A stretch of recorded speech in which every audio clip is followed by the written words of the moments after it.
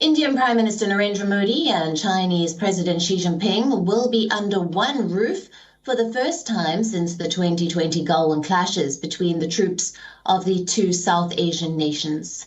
The two leaders are set to face each other at the Shanghai Cooperation Organisation summit in Uzbekistan's cultural capital of Samarkand on the 15th and 16th of September. So far, no confirmation has been made by India and China on bilateral meeting of the two leaders. On the sidelines of the Samarkand SCO summit, ahead of this meet, India and China have started disengagement at Gogra-Hot Springs, at the line of actual control in eastern Ladakh. In a brief joint statement, the two sides said Indian and Chinese troops in the area of Gogra-Hot Springs have begun to disengage in a coordinated and planned way, which is conducive to the peace and tranquility in the border areas. The development came after 16th round of the India-China Corps commander-level meeting that took place on the 17th of July. The Galwan incident of 2020 saw Chinese aggressive action at the line of actual control in eastern Ladakh that claimed the lives of 20 Indian soldiers. China, on the other hand, after much delay, accepted that it lost 4 of its soldiers. Many still doubt the death toll provided by Beijing, given its track record on transparency. Now, the world would be watching the upcoming SCO summit for more than one reason. Russian President Vladimir Putin has confirmed that he will be meeting his Chinese counterpart on the sidelines of the meet.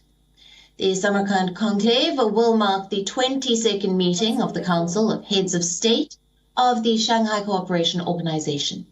During the summit, the leaders are expected to review the organization's activities over the past 2 decades and to discuss the state and prospects of multilateral cooperation in the future. Topical issues of regional and global importance are also expected to be discussed at the meeting. The SCO is one of the largest groupings in the world.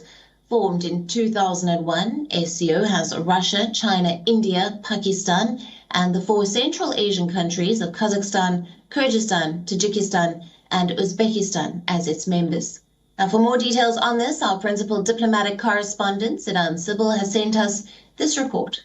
Well, the disengagement process that was announced by India and China in a joint statement in Gogra and Hot Springs PP15 area comes to an end today.